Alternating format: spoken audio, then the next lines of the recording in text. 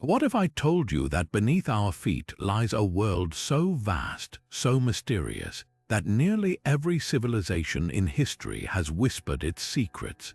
From the moment humans first gazed into the darkness of caves or felt the chill of a deep forest at night, we've been obsessed with the idea of the underworld, a hidden realm where gods rule, souls wander, and ancient truths lie buried. Think about it. Why do cultures separated by oceans and centuries share eerily similar stories of descent into shadowy depths, of trials faced in the land of the dead? It's as if something deep in our collective memory pulls us toward these tales, urging us to uncover what waits below. Take the ancient Sumerians, who carved their visions of the underworld into clay tablets over 4,000 years ago. Or the Greeks, whose vivid myths of Hades and the river Styx still send shivers down our spines. Even today, archaeologists unearth temples and artifacts that reveal just how deeply these beliefs were woven into daily life. Offerings to forgotten gods, maps of the afterlife scribbled in gold, tunnels beneath pyramids meant to guide pharaohs to the stars. These weren't just stories, they were maps to the unknown, attempts to make sense of the greatest mystery of all. What happens when the light fades? That's exactly what we're about to explore together. 35 of the most remarkable underworld myths ever told, each one a thread in the tapestry of human imagination. We'll journey through flooded caverns where Mesoamerican heroes battled skeletal gods, climb the roots of Norse mythology's world tree to where hell waits in her mist-hung hall, and decode Egyptian spells meant to navigate the dangers of the duat. But this isn't just a tour of ancient folklore. Along the way, you'll start to notice patterns, recurring symbols, shared fears, and startling parallels that hint at something deeper. Why do so many underworlds have rivers? Why do trials and judges appear again and again? And what can these myths teach us about the people who dreamed them, or even about ourselves? Strap in. By the time we're done, you'll never look at the ground beneath your feet the same way again. Long before Orpheus turned to glance at Eurydice or Persephone tasted the pomegranate seeds, the oldest written underworld myth was already etched into clay tablets in Mesopotamia. The tale of Inanna, the Sumerian queen of heaven, doesn't just describe a descent into darkness, it reveals a cosmic blueprint for how an entire civilization understood life, death, and the terrifying cost of transformation. Picture this, a goddess so radiant that the stars dim in comparison, willingly shedding her divine regalia gate by gate to enter the realm of her sister Ereshkigal, the grim ruler of Ker, the Sumerian underworld. At each of the 7 gates, Inanna is stripped, first her crown, then her lapis lazuli necklace, her jeweled breastplate, until she stands naked and powerless before the throne of death itself. This wasn't just poetic drama. Every layer Inanna surrendered mirrored the Mesopotamian belief in the fragile boundary between abundance and decay. Think of the Tigris and Euphrates rivers. Their floods brought life-giving silt, but drought could turn fields to dust in weeks. Inanna's myth was their answer to why the earth lies barren in winter, why kings rise and fall, why even gods must face the dark to be renewed. When Ereshkigal kills Inanna and hangs her corpse on a hook, it echoes the moment seeds are buried in soil, seemingly lifeless until resurrection. But here's where it gets even more fascinating. Unlike later underworld myths, Inanna doesn't bargain or trick her way out. She's only freed when 2 sexless beings, crafted from dirt beneath a god's fingernails, slip into the underworld and mourn with Ereshkigal, showing that grief, not force, unlocks compassion. And when Inanna returns, she must send another in her place, a chilling reminder that all rebirth demands sacrifice. Scholars still debate whether this influenced later dying and rising god stories from Osiris to Dionysus. Yet one thing's certain, etched in cuneiform over 4,000 years ago, this myth captures humanity's oldest struggle, to find meaning in the cycle where every gain requires loss, and even gods aren't spared the journey through the dark. While Inanna's myth shows a goddess stripped of power, the ancient Egyptians took a strikingly different approach to the underworld. They armed their dead with spells, maps, and even cheat codes.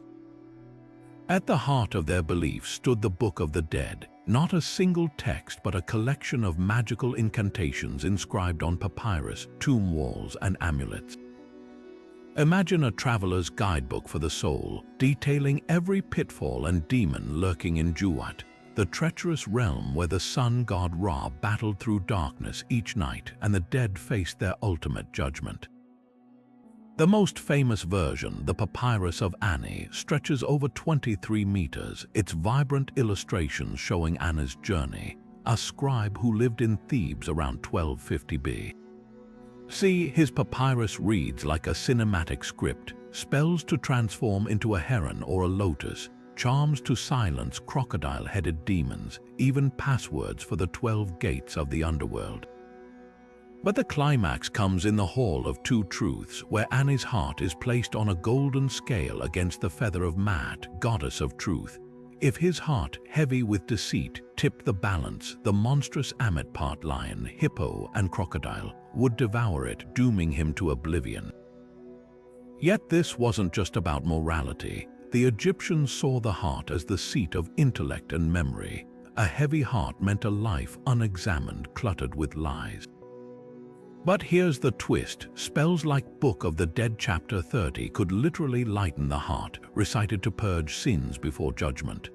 "O heart of my mother, do not stand against me as a witness," Ani's script implores. It wasn't cheating, it was preparation, a way to confront one's own shadow before facing the gods. Archaeologists have found hundreds of these texts, no two identical.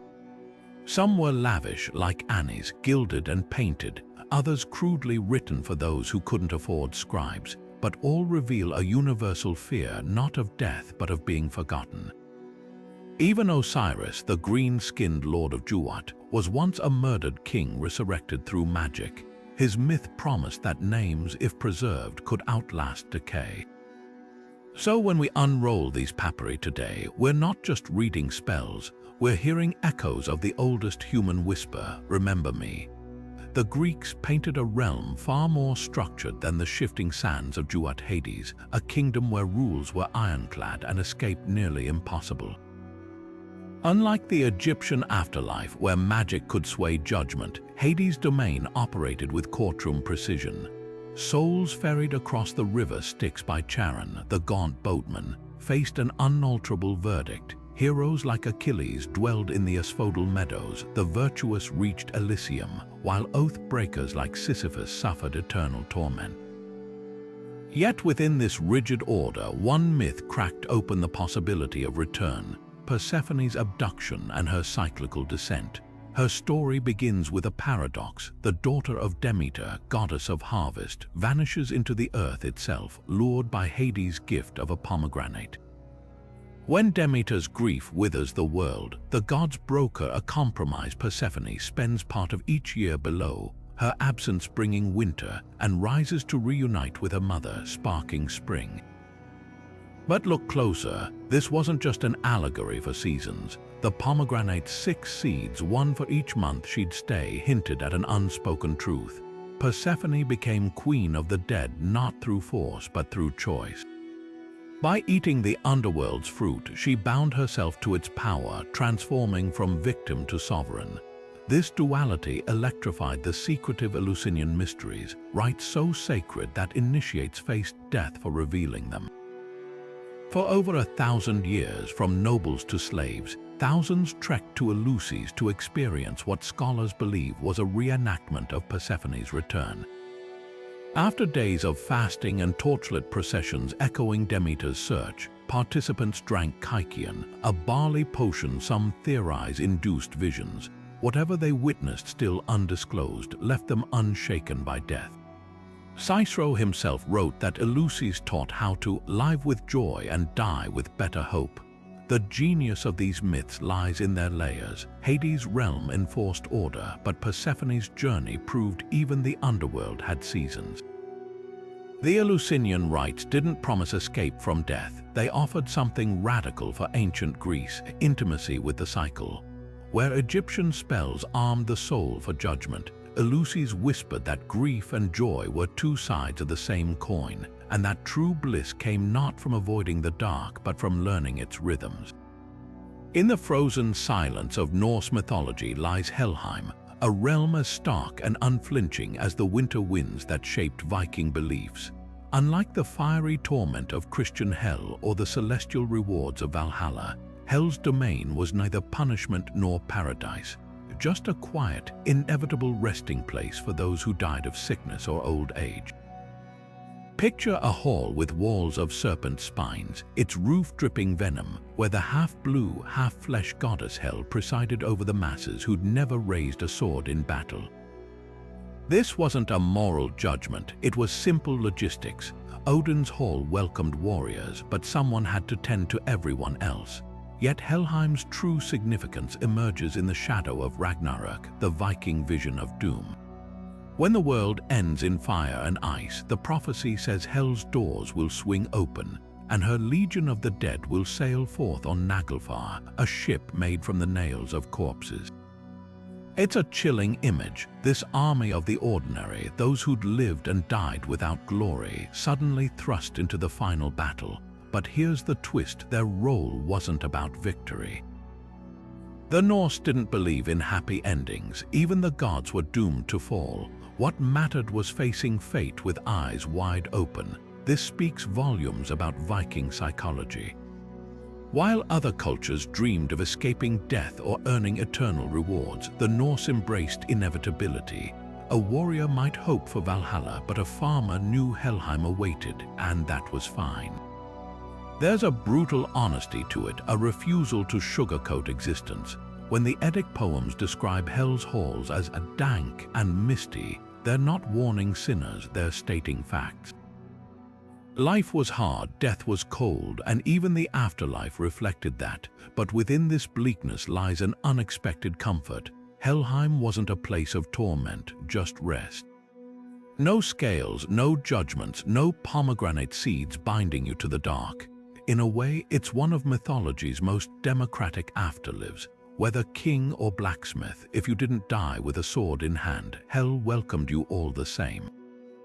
And when Ragnarök came, even the overlooked would have their moment, marching not as damned souls, but as part of the great, inevitable tapestry of endings and beginnings. The Vikings didn't fear this cycle. They threaded it into their sagas, their art, their very bones, because in the end, Helheim wasn't just a destination. It was a reminder that all things gods, humans, even the world itself, must one day return to the cold embrace of the inevitable.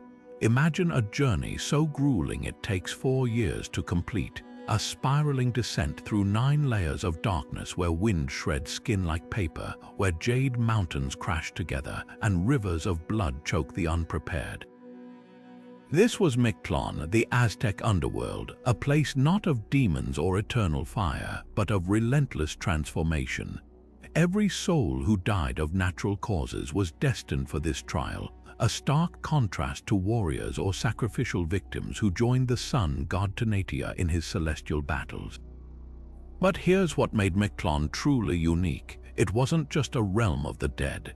It mirrored the Aztec belief that existence itself was a cycle of destruction and renewal, where even the sun had to die each night in Tanatia's own underworld journey before being reborn at dawn. The voyage began the moment a body was buried. Families would place a small red dog beside the deceased, its soul tasked with guiding their loved one across the Apanohuea, the first of Mictlán's treacherous rivers. This wasn't random symbolism. Dogs were believed to see beyond the veil, their loyalty transcending death. Archaeologists have uncovered graves with dog skeletons curled near human remains, their bones stained with the same red ochre used in rituals. But the trials only intensified from there. Each level demanded the soul confront primal forces, the Tepi Monomictlan, where mountains crushed the unworthy, Itzihekayan, a realm of obsidian blades sharper than thought, and a Panohuacalhuia where souls drowned unless they'd lived virtuously enough to float. What's fascinating is how these trials echoed Aztec daily life. The wind that flayed flesh in Mictlán's first level, it was the same wind that dried crops during drought. The Jade Mountains, a reflection of real earthquakes that shattered their cities. Even the 4-year journey mirrored the Aztec century, a 52-year cycle where they feared the sun might never rise again unless they renewed the cosmos with sacrifice. Ternatia's nightly descent into Mictlán wasn't just myth, it was cosmic proof that darkness could be survived, yet Mictlán wasn't purely grim. Those who completed the trials reached Chicanamictlán, the 9th layer, where the Lord and Lady of Death, Mictlantecutli and Mictlantecuhtli, offered not torment but oblivion, a final dissolution into the universe's fabric. In a culture obsessed with cyclical time, this was the ultimate release.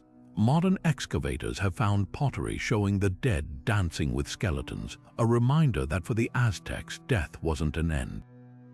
It was the last, most arduous initiation, one that even the sun undertook nightly, proving that from darkness, light would always return. The Mayans envisioned Xibalba not as a single realm of the dead, but as a living, breathing nightmare, a labyrinth of sentient houses that crushed intruders, rivers of scorpions, and corridors where whispering skulls plotted deception. At its heart ruled 12 death gods with names like Pus Demon and Jaundice Master, beings who delighted in tricking souls into fatal mistakes. But the Popol Vuh, the sacred Mayan text, reveals something extraordinary. 2 mortals outwitted these lords of decay, turning their own traps against them. Enter the hero twins Hunahpu and Xbalanque, whose cosmic basketball game against death itself rewrote the rules of mortality. Their story begins generations earlier. The twins' father and uncle, also named Hunahpu and Xbalanque, had been lured to Xibalba for a ball game, a sacred ritual representing the movement of celestial bodies. The lords cheated, sacrificed the brothers, and hung their skulls in a calabash tree as a warning. But when a goddess passed beneath, the skull spat into her hand, magically conceiving the next generation of twins. This twist reveals the Mayan worldview. Death wasn't an end, but a phase in an endless cycle where even defeat planted seeds for future victory. Years later, the young twins intentionally followed their father's path, descending the steep stairs to Xibalba knowing full well its horrors. What happens next reads like an ancient horror game. The lords force them through the razor house where blades slice unattended, the cold house where hail shreds flesh, and the jaguar house where starved beasts lurk. But instead of faltering, the twins use wit and magic. When given a torch and cigars to keep lit all night, an impossible task, they glue fireflies to the torch's tip and paint the cigars to look burning. When trapped in the bat house, Hunahpu loses his head to a swooping demon, only for Xbalanque to carve a replacement from a gourd. Each test mirrors agricultural cycles. Plants die in drought only to regrow, just as the twins die repeatedly yet persist. The climax comes when the lords, frustrated, burn the twins and grind their bones into the river. 5 days later, the same span the sun dies during solstice. They resurrect as catfish, then as poor wanderers performing miracles. Disguised, they entertain the lords by sacrificing and reviving each other. When the overconfident death gods demand the same magic, the twins oblige but leave them dead, breaking Xibalba's power. Their final act, placing their father's resurrected head in the sky as the maize god, ensuring his rebirth as the morning sun. This myth wasn't just entertainment. For the Maya, the twins' victory explained why humans could overcome suffering. Their ball game represented the struggle between life and death, where the ball was the sun bouncing between underworld and sky. Modern excavations at cities like Capon reveal ball courts aligned with solstice sunrises, proving how deeply this story was etched into stone and psyche alike. Xibalba's lords weren't vanquished, they were subdued, a reminder that while darkness exists, cleverness and courage could tilt the scales. Every sprouting cornstalk echoed the twins' triumph, whispering that even in the place of fright, hope was never truly extinguished. While the Maya and Aztecs saw the underworld as a gauntlet of trials, Hindu tradition presents Naraka as a meticulously organized system of karmic justice where every misdeed in life is met with a punishment tailored to its weight. Picture a cosmic courtroom where Yama, the stern god of death, presides over the Chitragupta, celestial accountants who tally each soul's virtues and sins from ledgers inscribed in their very bones. The details are chillingly specific. Thieves are forced to embrace red-hot iron statues of those they wronged. Liars have their tongues yanked out by hooks, and tax evaders, well, let's just say the punishments involve molten gold poured into bodily orifices. But here's the twist: Naraka isn't eternal. Like a spiritual debtor's prison, souls serve sentences proportionate to their crimes before being reborn, purified by suffering. Contrast this with Buddhism's Preta realm, where the damned aren't punished by external forces but by their own insatiable hunger. Pretas, ghostly beings with distended bellies and needle throats, roam the edges of human existence, forever craving what they can never consume. A single drop of water transforms into lava in their mouths. Food shrivels to ash before reaching their tongues. These aren't arbitrary torments. They embody attachment, the Buddhist concept that unchecked desire chains us to suffering. The most telling detail: pretas often linger near their past lives, watching loved ones enjoy meals they can't share, a psychological torment far crueler than Naraka's physical agonies. Yet both systems share a brilliant narrative device. They turn abstract morality into visceral experience. When the Garuda Purana describes sinners in Naraka's river of pus or pretas fighting over scraps of rotten flesh, these aren't just scare tactics. They're mythic metaphors for how guilt and greed corrode the soul from within. Even Yama's judgment reflects this. Hindu funerary rites include offerings of rice balls called pindas, not bribes for the god, but symbolic acknowledgements of responsibility. The dead must literally face what they've sown. Buddhism takes it further. Pretas can escape their fate through acts of merit performed by living relatives, rituals like leaving food for monks or pouring water into cracked earth. This creates a profound social contract. Morality isn't just personal but collective. Your choices ripple beyond death, affecting those who remember you. Modern anthropologists have documented these beliefs in action across Asia, from Sri Lankan families offering rice to pretas during lunar festivals to Tibetan hungry ghost festivals where paper money is burned to relieve ancestral debts. What makes these underworlds unforgettable isn't their brutality, but their precision. Whether it's Yama's scales or a preta's withered throat, every detail reinforces a universal truth. Actions have consequences, and the afterlife is just a mirror held up to the life we've lived. Unlike Western hellfire, these realms offer something startling: a path out. Suffering isn't pointless, it's transformative. Even the hungriest ghost, through remembrance and mercy, can find its way back to the light. The Celts spun their vision of the afterlife not as a place of torment or judgment, but as a shimmering parallel world where time flowed differently and abundance never ceased. Their otherworld, called Annwn in Welsh myths, was a realm of perpetual feasting where trees bore fruit year-round and rivers ran with mead instead of water. Picture a hillside that suddenly parts to reveal a glowing fortress, or a mist rolling in to conceal an island where no one grows old. This was Annwn, both tantalizingly close and impossibly distant from the mortal realm. But what's truly fascinating is how this paradise contrasts with the fiery hellscapes that Christian monks later painted onto Celtic lands, transforming their ancestors' beliefs into cautionary tales.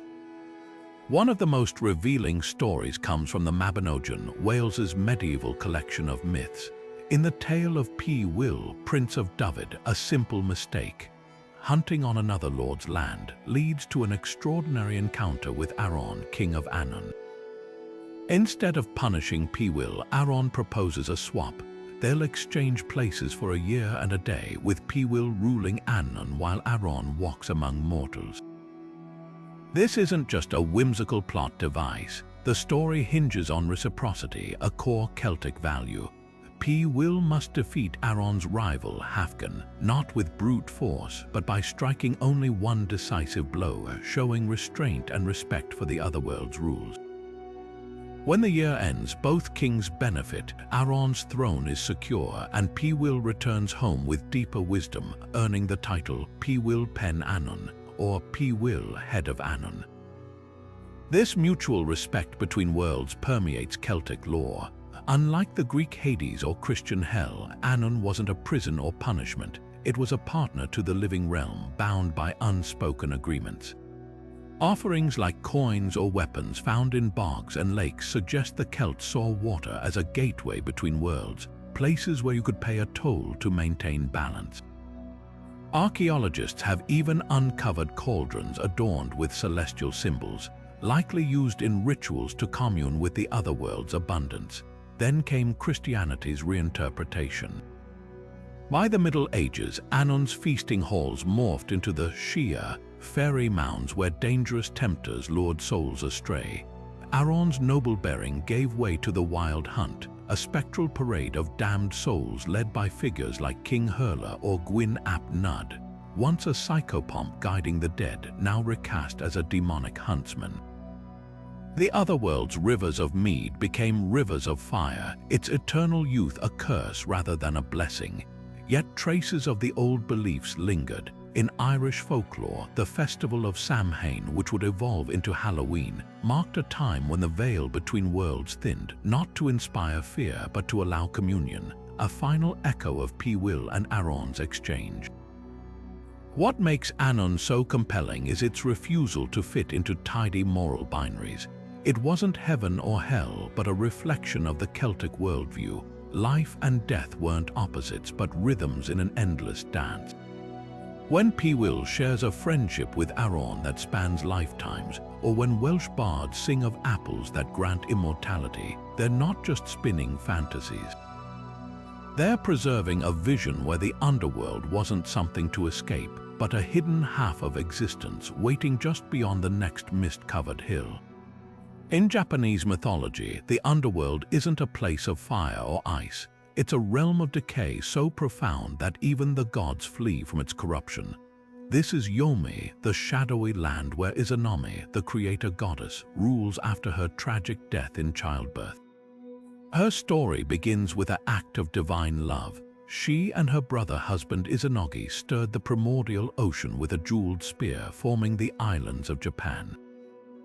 But when Izanami perishes giving birth to the fire god Kagetsuchi, her descent twists creation itself. Izanagi, mad with grief, follows her into Yomi, only to discover a horror far worse than death. The moment he lights a torch in the darkness, the truth becomes unbearable. The goddess who once shone with life now writhes with maggots, her once beautiful body festering and rotten.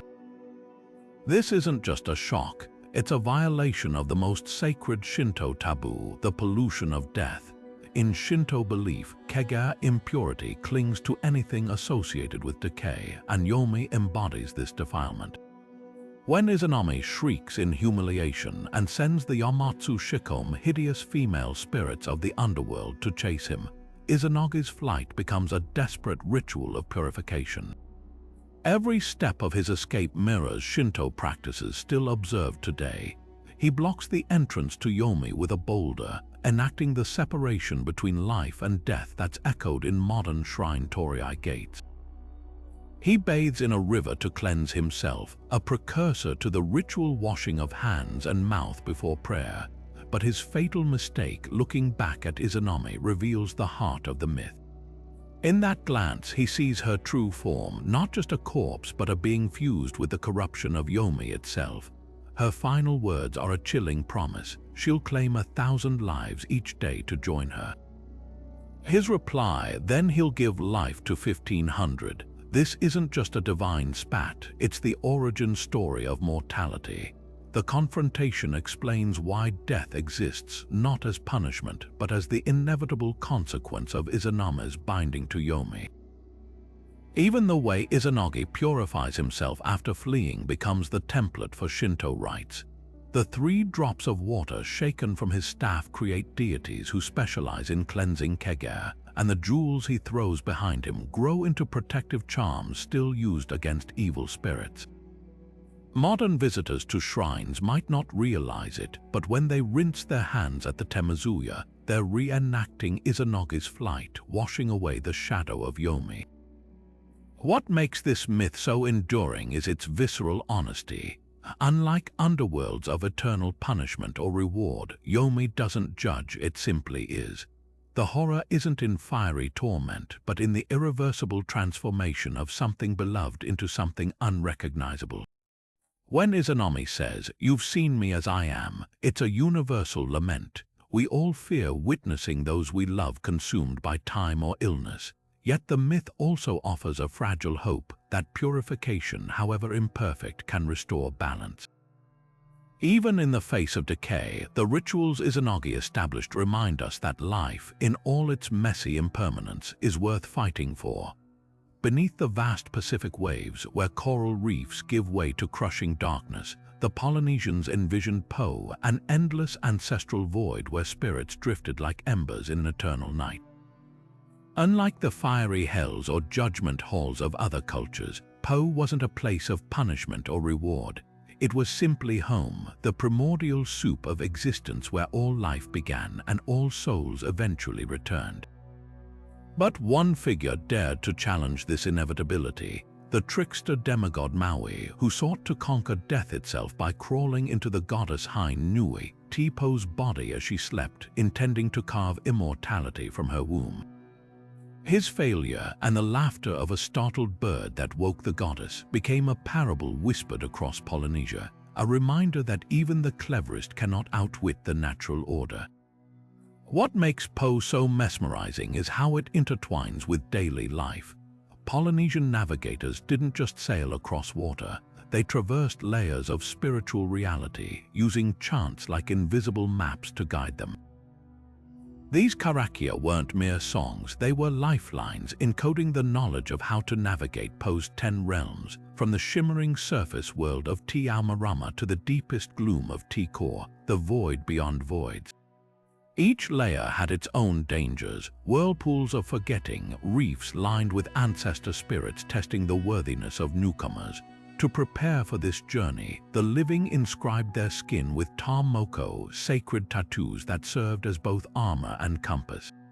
A spiral on the thigh might represent the whirlpool of Hawaiki, the ancestral homeland, while shark teeth etched on the back warded off malevolent spirits. Archaeologists have found evidence of this belief system stretching back centuries. Petroglyphs in Hawaii's lava fields depict the god Lono descending into Po's depths, while Marquesan oral traditions describe warriors wearing tattoos of the Manaya, a spiritual guardian, to protect their souls during the crossing. Even today, when Maori perform the haka at funerals, the stomping and chanting aren't just ceremonies. They're reenactments of the soul's journey, the rhythmic beats mimicking the heartbeat of the earth as it pulses between worlds. But here's where Polynesian cosmology turns convention on its head. Po wasn't just an endpoint, it was a wellspring. When Maui failed to steal immortality, his death didn't mark defeat. Instead, it reinforced the cycle. Decay feeds new growth, just as rotting logs in a forest nourish saplings. This duality echoes in the creation chant Kumilipo, where Po births the universe through a cascade of paired opposites: darkness and light, silence and sound. Modern scholars note parallels to quantum physics, the idea that existence emerged from a void isn't just myth, it's science whispered across generations. The genius of Po lies in its refusal to separate life and death into neat categories. When a Tahitian fisher sang to the shark god before casting nets, or a Samoan mother buried her child's umbilical cord under a tree, they weren't just performing rituals. They were acknowledging the porous boundary between worlds, where ancestors in Po could still taste the salt on the wind and feel the weight of unfinished stories. Maui's folly wasn't his ambition, it was assuming death needed conquering at all. In Polynesia, the underworld wasn't a foe, it was the tide that carried you home. Slavic mythology paints the underworld, Nav, as a realm separated from the living by a river so perilous it made the Greek Styx seem tame, a churning, frothing divide that only the god Veles could safely navigate. Unlike the Christianized devil he'd later be confused with, Veles wasn't a tormentor but a psychopomp, a shape-shifting guardian who guided souls in the form of a bear or a great serpent. His duality was key. As god of cattle, earth, and waters, he straddled both worlds, ensuring the dead reached Nav while protecting the living from its restless spirits. What's fascinating is how this watery boundary mirrored the Slavic agricultural cycle. When winter's grip locked rivers in ice, it was said Veles' power waned, allowing malevolent entities like the Navki, drowned souls, to slip across. But with spring's thaw, rituals honoring Veles restored balance as villagers tossed bread and honey into newly flowing streams to feed both the god and their ancestors. Archaeologists have uncovered offerings, carved wooden boats and bronze bear figurines buried along riverbanks from the Dnieper to the Vistula, proof of how deeply this belief took root. Even the word Nav itself lingers in Slavic languages. In Russian, Navi Den still means Day of the Dead, a whisper of the old ways beneath Christian feast days. But Nav wasn't just a passive resting place. Folk tales describe it as an inverted reflection of the living world, where forests grew upside down and the dead aged backward until they were ready for rebirth. This cyclical view echoed in Desiade, ancestor rites where families laid feasts on graves, believing the dead could taste memories through ritual foods like kusha, a sweet grain pudding symbolizing eternity's unbroken thread. Now shift north to Finland's Tuonla, where the underworld river wasn't a barrier but a hauntingly beautiful passage. The Kalevala, Finland's national epic, describes it as a black waterway where silver-scaled salmon glimmered beneath swans so pale they seemed carved from moonlight. Unlike Nav's churning currents, Tuonla's river flowed with eerie stillness, its banks watched over by Tuoni, the Death King, and his daughter Laviata, goddess of plagues. But here's the twist, the dead weren't ferried by a god, but by a blind boy, a poignant metaphor for death's impartiality. The connection to seasons runs even deeper here.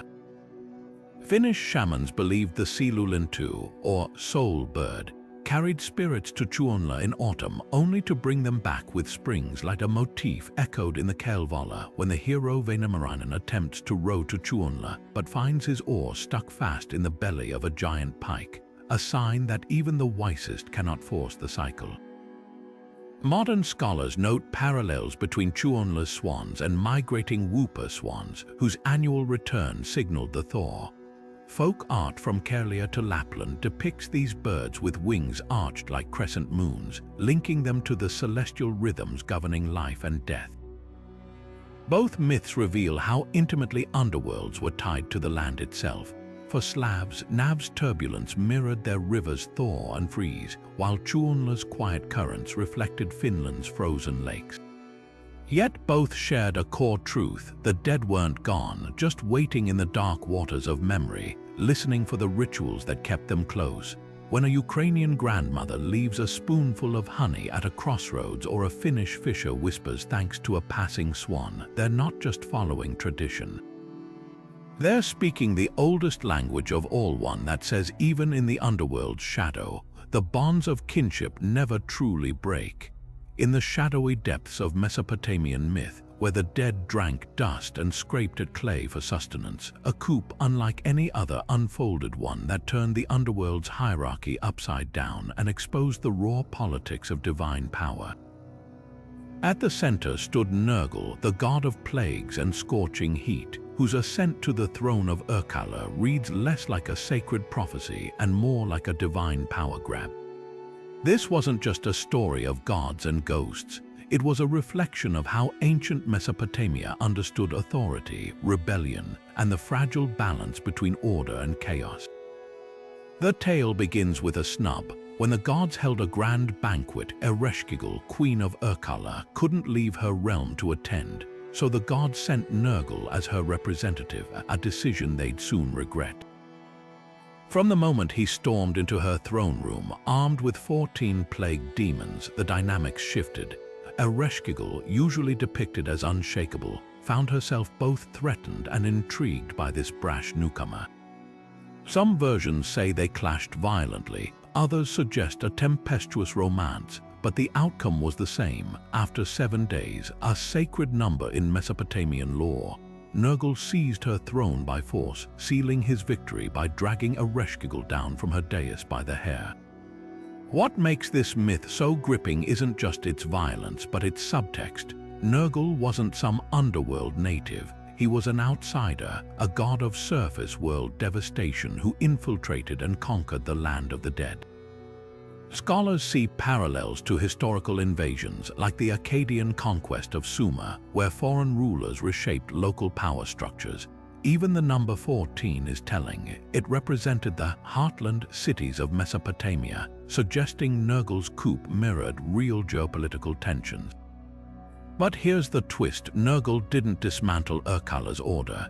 He became its enforcer. After the upheaval, he and Ereshkigal ruled as co-regents, a partnership that stabilized the underworld. This duality, destroyer and ruler, mirrored Nergal's dual nature. As bringer of plagues, he embodied chaos. As king of the dead, he maintained the strict hierarchy the Mesopotamians believed kept the universe functioning. Excavations at Nineveh have uncovered prayers to Nergal not just as a figure of terror, but as a dispenser of justice, proving how deeply this paradox resonated. The myth's political undertones extend further. Nergal's rise coincided with the growing importance of the city of Cutha, his cult center. When Babylonian kings like Hammurabi sought legitimacy, they invoked Nergal's authority, positioning themselves as earthly counterparts to the god who tamed chaos. Even the plague demons Nergal commanded took on bureaucratic roles, record keepers of the dead, tallying souls like scribes counting grain taxes. In the end, Nergal's story isn't about good versus evil, but about power's cyclical nature. Just as floods destroyed Mesopotamian cities only to fertilize new growth, Nergal's violent ascent brought a strange stability. His myth asks an uncomfortable question: sometimes does order require a sword? When archaeologists unearth terracotta plaques showing Nergal's foot on Ereshkigal's throne, they're not just looking at art, they're seeing the ancient answer etched in clay. In the underworld, as in life, authority isn't given. It's taken.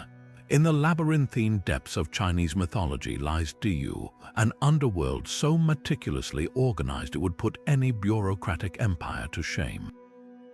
Stretching 18 levels deep, each hell specializes in punishing specific sins with terrifying precision: greedy souls boiled in copper cauldrons, adulterers crushed between ice mountains, and corrupt officials forced to climb trees lined with razor blades. Yet what makes Diyu truly remarkable isn't its brutality, but its underlying philosophy: justice as a form of purification, where every torment serves to scrub away karmic debt before rebirth. At the heart of this system sits Yama, the stern judge king who likely crossed into Chinese lore from Hindu traditions via Buddhist scriptures. Unlike Western devils who revel in suffering, Yama operates like a cosmic accountant, consulting ledgers that record every deed, good and bad, committed during a soul's lifetime. Ancient funeral scrolls depict his courtroom with eerie detail. Ox-headed and horse-faced guardians drag the dead before his bench, while mirrors of retribution expose hidden crimes. One Tang dynasty text even describes a life-death book, where lifespan is calculated down to the day, emphasizing Diyu's obsession with measurable justice. But here's where Taoist traditions soften the underworld's edges. During the Hungry Ghost Festival, families burn intricate paper offerings, money, houses, even smartphones, believing these transform into real comforts for ancestors navigating Dayu's trials. Archaeologists have found Han Dynasty tombs filled with miniature clay servants and bronze coins, proving this practice stretches back millennia. The logic is poetic. Just as paperwork governs earthly life, paper effigies grease the wheels of the afterlife.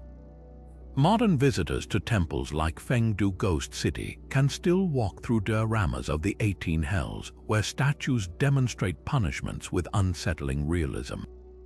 A 14th level exhibit shows tongues being ripped out for gossip, while the 8th level features grindstones for those who wasted grain, a direct link to China's agrarian roots. What seems like macabre theater actually reveals a profound cultural mindset. Morality isn't abstract. Stealing a cucumber in life means being force-fed molten gold in death. Every action ripples forward, yet Dayu isn't purely punitive. Hidden in its lore are escape clauses. Virtuous souls might bypass lower hells entirely, guided by golden bridge-crossing deities. Some Ming Dynasty texts mention earth prisons, temporary purgatories where minor sins can be worked off through labor, echoing Confucian ideals of self-improvement. Even Yomi isn't inflexible. Folk tales tell of filial children bargaining for parents' early release, proving that in the Chinese underworld, as in life, relationships matter as much as rules. Perhaps the most telling detail lies in Dayu's architecture. The 10th hell, where souls drink the broth of forgetfulness before reincarnation, sits right next to the first. This circular design whispers a quiet truth. In the end, even the harshest justice serves renewal. A soul boiled for greed today may return tomorrow as a generous scholar, provided they learn their lesson. And isn't that the ultimate purpose of any underworld? Not just to punish, but to teach. Deep beneath the Andes, where jagged mountain roots plunge into eternal darkness, the Inca envisioned Uku Pacha not just a realm of the dead, but a womb-like underworld where decay and fertility danced in endless rhythm. Unlike the punishing hells of other cultures, this subterranean domain pulsed with regenerative power. Its caves and springs considered literal portals where ancestors could influence crop growth and human fertility. The proof lies in their mummies. While other civilizations feared corpses, the Inca wrapped theirs in brilliant textiles, propped them up at feasts, and even brought them to battlefield for luck. These weren't morbid displays, they were acts of communion with Uku Pacha's life-giving energy. At the center of this cycle stood Pachacamac, the earthquake god whose very name meant soul of the earth. Spanish chroniclers described his temple near Lima as a place where pilgrims traveled for days to hear prophecies whispered through golden idols. But Pachacamac's true power lay beneath the temple, where a labyrinth of chambers mimicked Uku Pacha's tunnels. Here, priests lowered offerings, shells, coca leaves, even sacrificed children into darkness, believing the god would transform them into blessings for the living. His judgment wasn't about punishment, but balance. Souls who lived virtuously were said to become kanopas, small stone guardians that ensured fertile fields and healthy livestock. Those who disrupted harmony risked being trapped in midair, suspended between worlds like the dust motes in a sunbeam. Archaeologists have uncovered proof of this belief system etched into the landscape itself. At Machu Picchu, natural caves were enlarged into ceremonial tombs aligned with solstice sunrises, so the dead could drink the first light. Mummies found at high-altitude shrines wear bracelets of sprouting seeds, their curled fingers clutching bags of quinoa, a direct link between ancestors and agricultural abundance. Even today, Quechua farmers whisper prayers to machulas, ancestral spirits believed to dwell in mountain springs, blending Inca cosmology with Catholic saints in a seamless tapestry of belief. What makes Uku Pacha so extraordinary is how it redefines death. When the Spanish burned mummies as idolatrous, they missed the point entirely. For the Inca, these weren't corpses to mourn, but conduits. A mummy bundled in fetal position wasn't just prepared for the afterlife, it was physically re-entering the earth's womb, ready to be reborn through the next harvest. Pachacamac's judgments ensured this cycle remained unbroken, weighing not moral purity, but one's contribution to the community's survival. In a world where a single drought could doom an empire, Uku Pacha wasn't fantasy. It was the sacred equation that kept the Andes alive. Among the red deserts and sun-baked plains of Australia, Aboriginal Dreamtime stories weave the underworld into the very fabric of creation itself, not as a separate realm, but as a living layer of existence where ancestors still walk and every rock holds memory. Unlike the structured hells or heavenly courts of other cultures, the Dreamtime is neither beginning nor end, but an eternal now where the past pulses beneath the present. Take the Pitjantjatjara people's tale of the Wanampi, water serpents who dwell in underground springs. These beings aren't monsters or judges, but creators who carved riverbeds with their bodies and still whisper warnings when droughts approach. Their power lies in connection. Harm a sacred waterhole, and the Wanampi might withdraw, leaving the land parched. This isn't punishment, it's consequence, a reminder that the underworld here is less a destination than a dialogue between people and place. Now leap across the Pacific to Hawaii, where the Lua o Milu couldn't be more different. This shadowy underworld, ruled by the god Kanaloa, is a competitive arena where souls must prove their worth through grueling contests.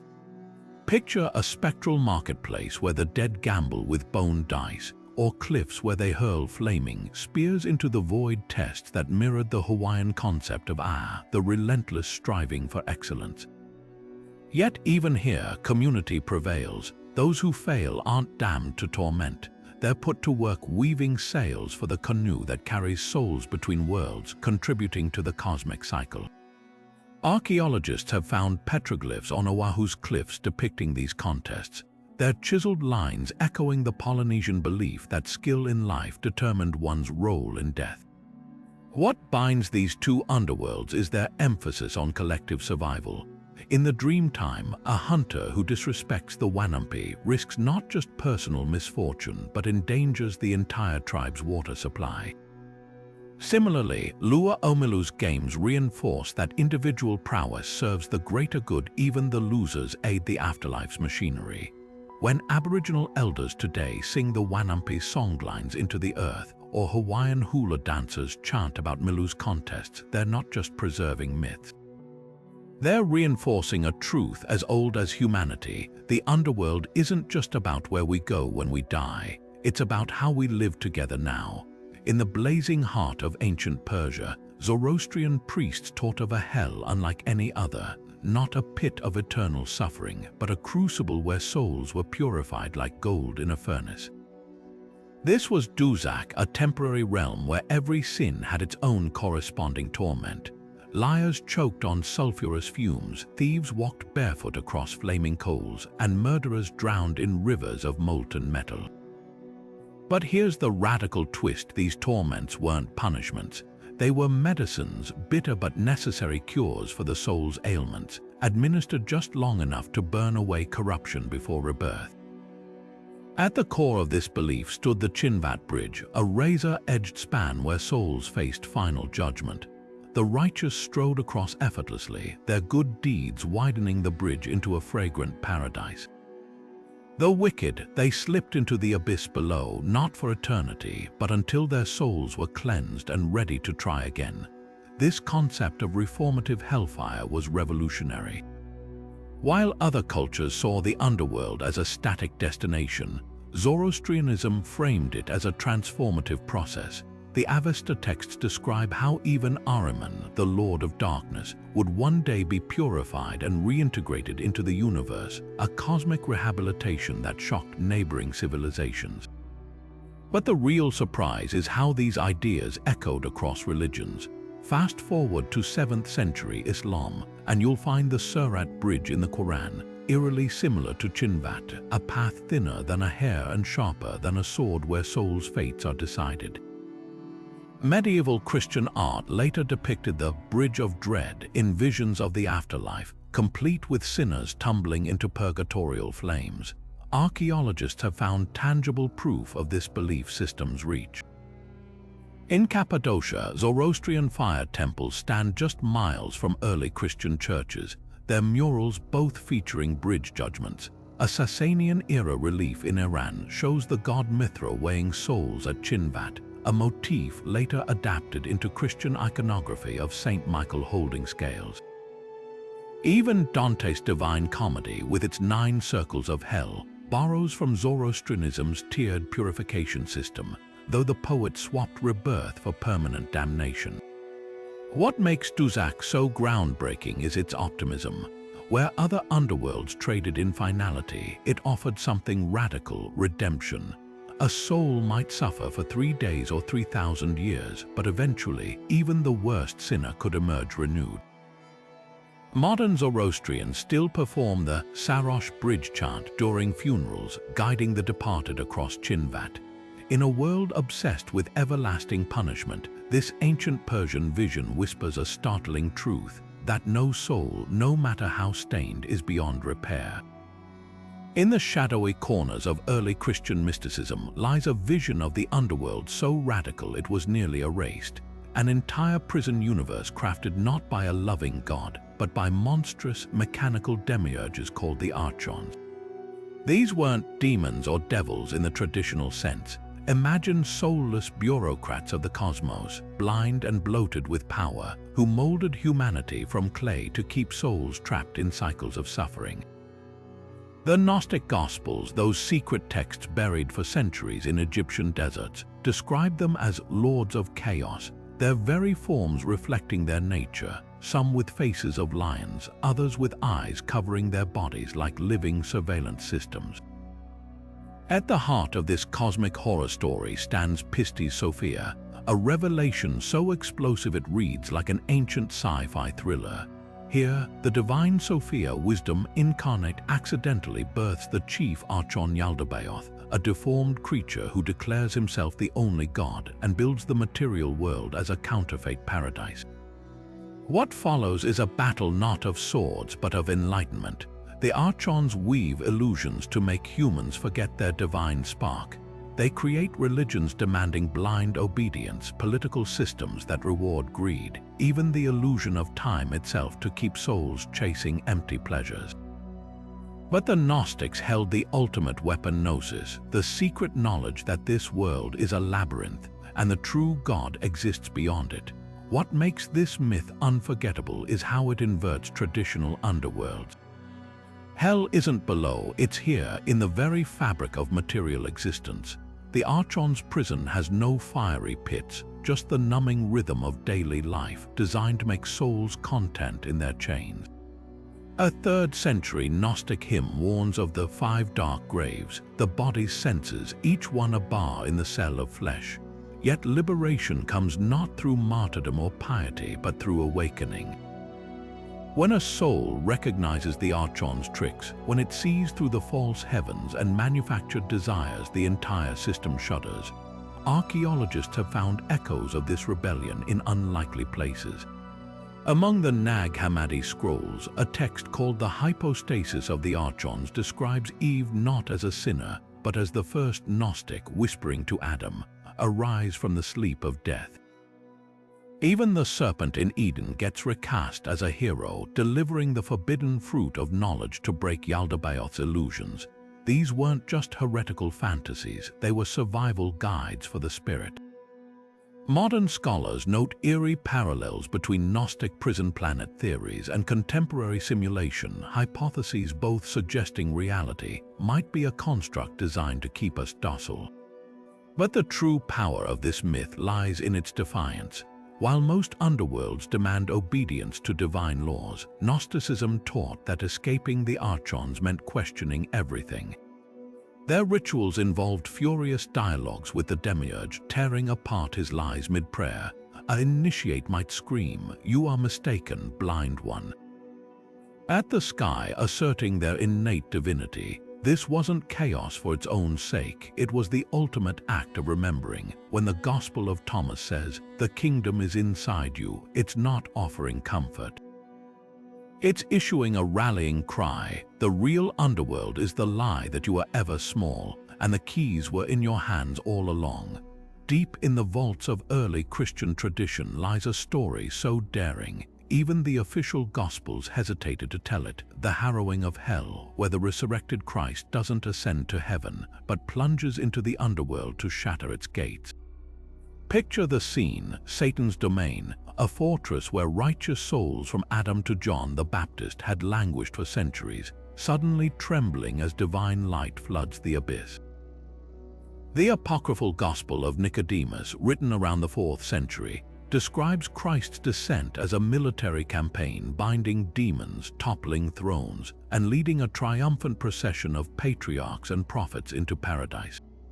This wasn't just a footnote to the resurrection, it was the ultimate act of divine solidarity, proving no corner of existence, not even death's kingdom, lay beyond redemption's reach. But here's the puzzle. Why is this seismic event missing from Matthew, Mark, Luke, and John? Scholars point to a single cryptic line in 1 Peter, "He preached to the spirits in prison," as the only canonical hint. Some theologians argue the early church suppressed the story to avoid portraying Jesus as a conqueror rather than a suffering servant. Others suggest it stemmed from older Jewish traditions like the Testament of the 12 Patriarchs, where the Messiah was prophesied to break the teeth of the dragons of the abyss. Fragments of this idea appear in Ephesians, which speaks of Christ leading captivity captive, but the full drama only unfolds in texts declared non-canonical after the Council of Trent. The harrowing's cultural impact, however, was unstoppable. Byzantine mosaics in Ravenna show Christ yanking Adam and Eve from their tombs, while Anglo-Saxon poems like The Dream of the Rood describe how the Lord strode forth, mighty in thought, with a great host of souls. Even Dante's Inferno borrows the imagery, depicting the ruins of Hell's Gate as a permanent scar from when the Mighty One came here. This wasn't just art, it was theology in motion. By freeing pre-Christian souls, the harrowing solved a moral dilemma. What happened to virtuous pagans? If salvation required belief in Christ, were figures like Socrates or Plato damned by historical accident? Modern excavations reveal how deeply this belief took root. In Sicily's catacombs of San Giovanni, 3rd century graffiti shows Jonah, a symbol of resurrection, standing beside a harrowed Helmuth. Syrian liturgies for Holy Saturday still chant, "Today hell groans, my power is shattered." Yet the most compelling evidence isn't in texts or art, but in lived faith. When medieval peasants hung harrowing charms on their doors or Russian Orthodox priests blessed Easter eggs with scenes of the underworld's breach, they weren't just repeating folklore. They were proclaiming that no soul, no era, no depth of darkness lay beyond the reach of grace, whether the official Bible mentioned it or not. The harrowing's absence from Scripture then might be its greatest testament. Like a rumor too explosive to write down yet too true to disappear, it thrived in the margins, reminding believers that some mysteries are too vast for parchment. In the end, the harrowing of hell isn't just about where Christ went after death. It's about hope's refusal to recognize boundaries, even the ones carved by time, doctrine, or the grave itself. Dante Alighieri's Inferno is more than just a medieval poem. It's a meticulously crafted nightmare where every torment mirrors the sins of the living. Imagine descending through 9 concentric circles, each one tighter and more suffocating than the last, where gluttons wallow in freezing slush, hypocrites stagger under gilded lead cloaks, and traitors are eternally chewed in the jagged teeth of Satan himself. This wasn't just punishment, it was cosmic symmetry. A soul who hoarded wealth in life now rolled boulders uphill in the 4th circle, forever chasing what they could never keep. A corrupt politician, submerged in boiling pitch, their bubbles of confession bursting uselessly in the air. Dante's genius lay in his specificity. His hell wasn't a vague pit of fire, but a moral spreadsheet where every vice had its own tailored agony. Yet beneath the grotesque imagery, Inferno revealed something startling about medieval Europe, its terror of chaos. The rigid circles mirrored the feudal hierarchy, with Satan trapped at the bottom like a rebellious vassal. The deeper you went, the more the punishments rejected humanity itself, souls transformed into thorny trees or frozen into grotesque statues. This wasn't just theology, it was a warning. Dante wrote in exile, watching Italy fracture into warring city-states. His hell was a dark reflection of his world, where disloyalty and greed literally dissolved the social order. Now shift east to Islam's Barzakh, the barrier between death and resurrection. Unlike Dante's cinematic tortures, Barzakh is a limbo of waiting, a place where souls rest in their graves until Judgment Day. But don't mistake this for passivity. Islamic texts describe Barzakh as a realm of subtle reckoning. The righteous sleep peacefully, their graves expanding into fragrant gardens, while the wicked endure a trial of the grave where angels interrogate them in darkness. Some traditions say sinners' tombs tighten like iron maidens, their souls squeezed until resurrection. Others describe smokeless flames licking at their shadows, not full punishment but a whisper of what's to come. What makes Barzakh so distinct is its purpose. Dante's hell is final, Barzakh is transitional. It's less about retribution and more about preparation, a spiritual decompression chamber where souls adjust to the weight of their deeds. The Quran calls it a dream state, suggesting consciousness without physicality, a concept modern near-death experiences eerily echo. And while Dante's sinners are locked in their fates, Barzakh's inhabitants can still benefit from living prayers or charity, tying the living and dead in an unbroken covenant. Both visions expose their culture's deepest values. Dante's medieval Europe feared moral ambiguity, so his hell was a bureaucracy of pain where no sin went unclassified. The Islamic world, with its emphasis on divine mercy and community, crafted a Barzakh where time itself was a form of grace, a pause before ultimate justice. One fascinating parallel: both realms use confinement as metaphor. Dante's circles are prisons of the soul's own making, while Barzakh's narrow grave reflects the Quranic warning that evil constricts the heart. Whether in freezing ice or tightening soil, both myths agree, sin isn't just punished, it suffocates. Yet for all their differences, these underworlds share a unifying thread. Dante's Inferno ends with Satan trapped in ice, powerless despite his wings. Barzakh's trial, meanwhile, is a prelude to divine mercy on Judgment Day. Both whisper the same quiet truth: no darkness, no matter how deep, is beyond the reach of reckoning or redemption. Imagine being trapped in a realm where reality flickers like a candle in the wind, where every thought materializes as grotesque demons or radiant deities, and the line between terror and transcendence dissolves. This is the Bardo, the Tibetan Buddhist limbo between death and rebirth, a 49-day odyssey where the soul navigates hallucinations born from its own karma. Unlike the static hells or heavens of other traditions, the Bardo is a psychological mirror, reflecting the mind's deepest fears and attachments back at itself. The ancient text Bardo Thodol, known in the West as the Tibetan Book of the Dead, reads like a survival guide for this disorienting journey, offering mantras to recognize illusions as mental projections rather than eternal truths. Thangka paintings, those intricate scrolls hung in monasteries, serve as visual cheat sheets for the dying. A single glance at these artworks reveals the Bardo's surreal landscape: wrathful deities with flaming halos, peaceful Buddhas seated on lotus thrones, and soul-weighing demons holding karmic ledgers. But these aren't just symbols, they're signposts. When a soul encounters the Lord of Death holding a mirror that reflects all deeds, or the dancing skeletons of the charnel grounds, the Bardo Thodol instructs them to shout, "I recognize you as my own mind." This moment of recognition is the key to liberation. Fail it, and the visions escalate into nightmarish trials, narrow bridges spanning molten metal, avalanches of skulls, thunderous voices demanding repentance. What makes the Bardo uniquely harrowing is its intimacy. The peaceful visions of the first weeks aren't gentle. They're overwhelming explosions of light and sound meant to test the soul's readiness for enlightenment. A dazzling blue light representing the Buddha Vairocana might appear, but if the soul recoils in awe, they're hurled toward dimmer, coarser realms.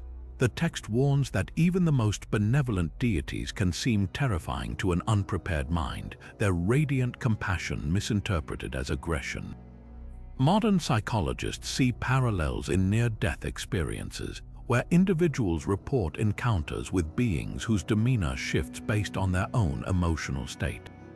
The final days of the Bardo crescendo into a frantic scramble for rebirth. Souls witness copulating couples not as titillation but as portals to reincarnation.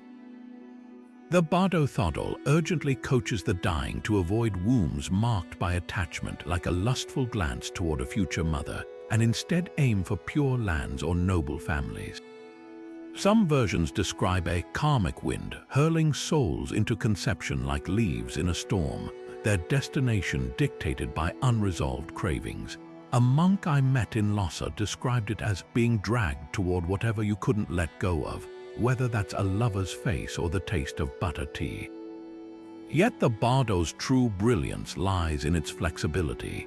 It's not just for the dead. Tibetan masters practice Bardo yoga, simulating the afterlife state through meditation to familiarize themselves with its hallucinations. The goal, to recognize the bardos woven into daily life, dreams, moments of intense emotion, even the liminal space between breaths as microcosms of the great transition. When a lama whispers the Bardo Thodol into a dying person's ear, they're not just offering comfort, they're handing over a map to navigate the greatest adventure of all, the unraveling and reweaving of consciousness itself. While Inanna's descent showed the cost of transformation, her Babylonian counterpart Ishtar stormed into the underworld like a force of nature and nearly shattered the cosmic order in the process. The descent of Ishtar echoes the older Sumerian myth in structure, but with a crucial twist. Where Inanna's journey was about renewal, Ishtar's is raw power meeting absolute resistance. Picture the scene: the goddess of love and war, draped in her sacred lapis necklace and crowned with stars, demanding entry at the 7 gates of Urkala.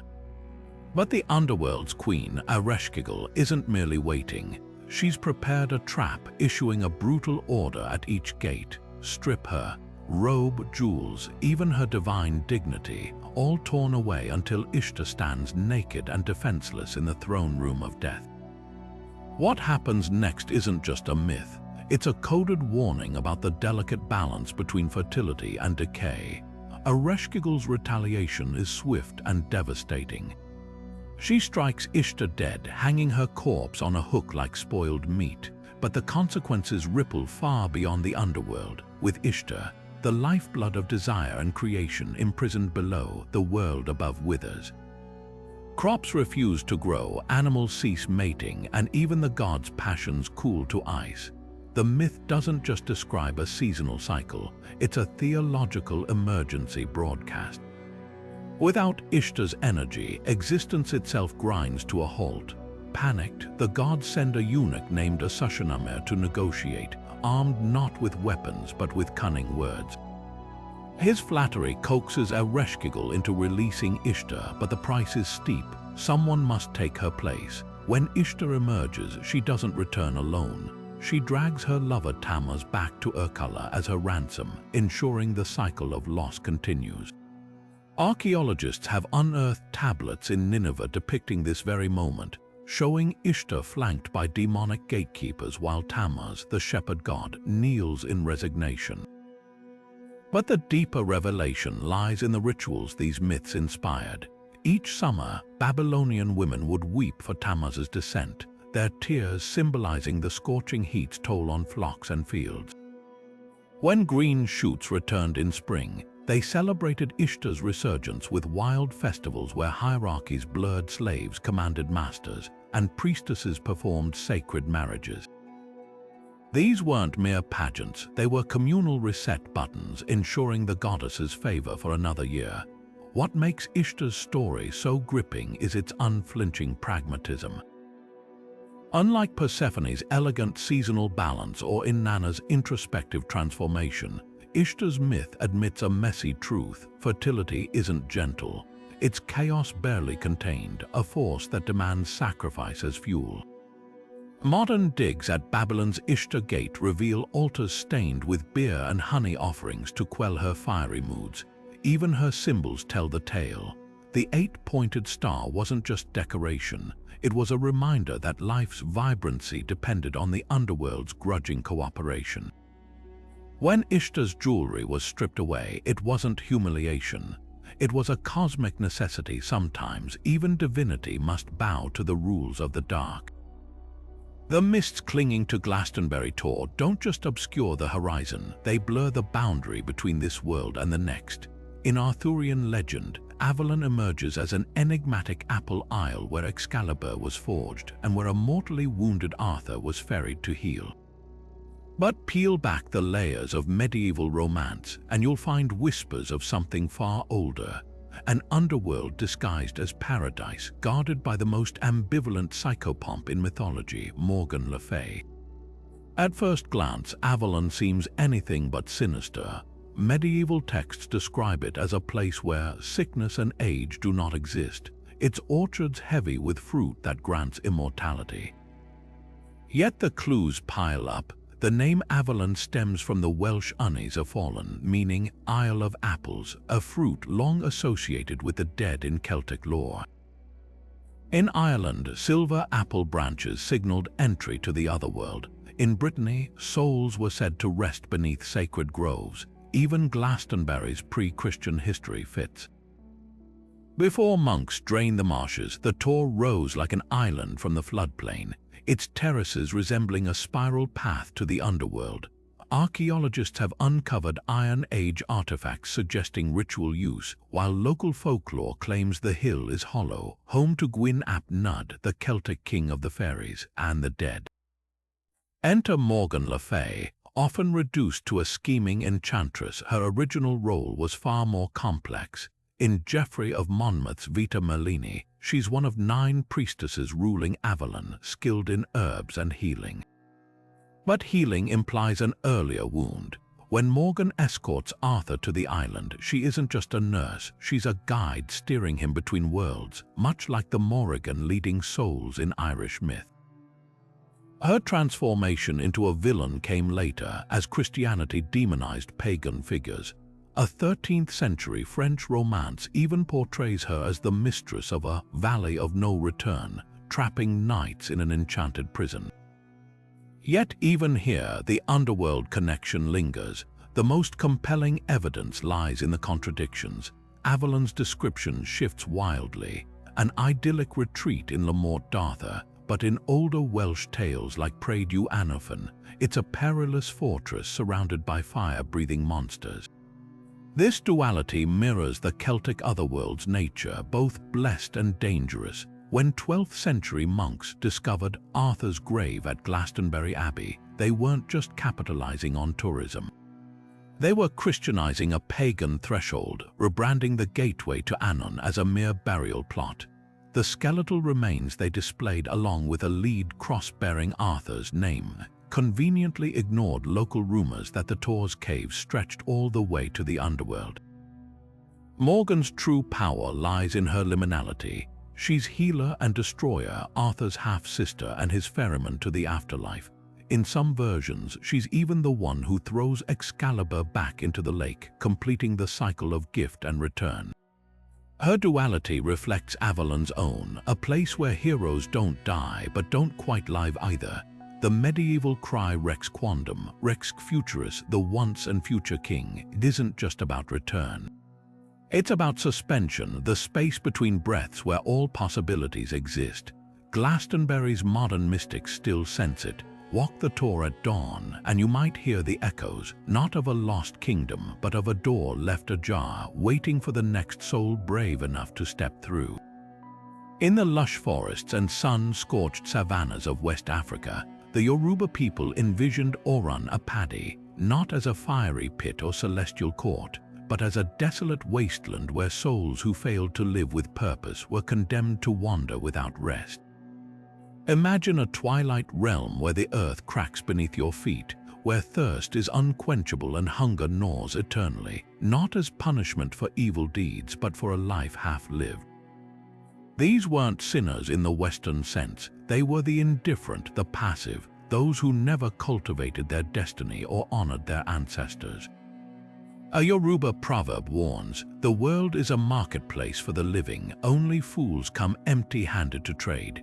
Orana Paddy was the cosmic consequence of that emptiness. Contrast this with Guinea, the Vodou afterlife that took root across the Atlantic. When enslaved Africans were torn from their homelands, their underworlds didn't vanish, they transformed. Guinea became both a spiritual homeland and a beacon of resistance. In Haiti, Cuba, and Louisiana, practitioners described it as an island beneath the waves, a mirror image of Africa where ancestors danced in perpetual celebration under the watch of the LWA, the spirits who bridged the living and the dead. Unlike Orana Paddy's restless drifters, Guinea's dead were active participants in the world, returning during ceremonies to offer guidance, heal the sick, or even scold the lazy. The difference between these two realms reveals a profound cultural negotiation. Yoruba traditions, preserved in diasporic religions like Santeria and Candomblé, maintained Orana Paddy as a cautionary tale. Initiation rituals often included symbolic deaths and rebirths to ensure the soul wouldn't be lost to the wasteland. But Guinea offered something revolutionary, a way to reclaim stolen identity. Enslaved people sang coded hymns about crossing the water to Guinea, a metaphor both for death and the dreamed of return to Africa. When a Vodouisant was buried, their grave might be sprinkled with flour to trace the path back home, or packed with personal belongings to ensure they'd recognize their kin in the afterlife. Archaeologists have uncovered these practices in the Americas, shards of pottery placed in graves to hold offerings, coins positioned to pay for passage to Guinea. In New Orleans' Congo Square, the earth itself remembers. Soil samples reveal traces of rituals where dancers invoked the LWA, their footwork tracing sacred patterns to open the door between worlds. Even today, Haitian families might pour coffee or spray perfume at crossroads, feeding ancestors who linger near Guinea's shores. What makes these underworlds so powerful is their adaptability. Orana Paddy's stark warning, "Live with intention or face eternal drift," found new urgency among people fighting to survive slavery. Guinea, meanwhile, became a political act, a refusal to let death sever ties to homeland or heritage. In a world determined to erase their past, the diaspora's dead became their fiercest allies, whispering through dreams, riding the bodies of devotees during possession, and turning funeral processions into acts of defiance. Where Eurocentric hells demanded penance, these African-inspired realms demanded something far more radical: remembrance, not just of individuals but of a lineage that no chains could break. Crossing the Chinvat Bridge wasn't just a journey, it was the ultimate test of a soul's balance, a razor's edge between bliss and oblivion. Zoroastrian priests described it as a path thinner than a spider's thread, suspended over a yawning abyss where every step depended on the weight of one's deeds. Unlike the fiery tortures of other underworlds, this judgment wasn't about punishment. It was physics. A soul laden with lies or cruelty would find the bridge narrowing to a knife's edge, sending them tumbling into Duzak's purifying flames. But those who'd lived with truth and charity, their virtues acted like invisible planks, widening the path until they strode confidently into the House of Song, Zoroastrianism's radiant paradise. This wasn't arbitrary divine intervention, it was cosmic accountability in its purest form. The bridge's mechanics mirrored the core tenet of Zoroastrian dualism, the eternal struggle between Ahura Mazda's light and Angra Mainyu's darkness. Every act of kindness, every moment of honesty tilted the universe toward order, every theft or deceit fed chaos. A 9th century text, the Dadestanai Denig, spells it out. As much as a hair's breadth, so much does the soul's path widen or shrink. Modern excavations at Yazd's fire temples have uncovered votive plaques showing souls mid-crossing. their fates literally hanging in the balance. But here's what made Chinvat revolutionary. It erased the idea of intercession. No prayers or sacrifices could alter the bridge's width, only the soul's accumulated choices. A Persian prince and a humble farmer stood equal before its precipice. This radical individualism shocked neighboring cultures. In Babylon, you could bribe the gods with offerings. In Egypt, magic spells smoothed the afterlife's path. Zoroastrianism offered no shortcuts. Even Zarathustra himself, the faith's prophet, was said to have hesitated at the bridge's edge, his fate uncertain until his own deeds tipped the scales. The bridge's imagery seeped far beyond Persia. Islamic traditions adapted it as the Surat, while Dante's Purgatorio borrowed its knife-edge walk for prideful souls. But the original Chinvat held a unique psychological insight. Our choices don't just lead us toward light or darkness, they build the path itself. A 10th century Zoroastrian prayer warns, the soul screams as the bridge shakes, not from the wind but from the tremor of its own regrets. That's the genius of the myth. It's not fear of falling that steadies your steps. It's the realization that every act, however small, is another thread woven into the bridge you'll one day cross. Beneath the Philippines' emerald islands and sapphire seas churns Casanon, an underworld where fire and water wage endless war. This isn't just a realm of punishment, it's a cosmic forge where souls are tempered through relentless atonement. Picture caverns where molten rivers cascade into boiling lakes, their steam thick with the whispers of the damned. According to Tagalog myth, the wicked here don't merely burn, they dissolve and reform endlessly, their sins scrubbed away by the very elements that torment them. What makes Casanon unique isn't its brutality, but its purpose. Unlike static hells of eternal suffering, this is a purgatory with an expiration date. Souls endure until their misdeeds are purified, then rise reborn like steam condensing into rain. Guardian of this crucible is Baccanawa, the moon-devouring serpent whose very presence bends reality.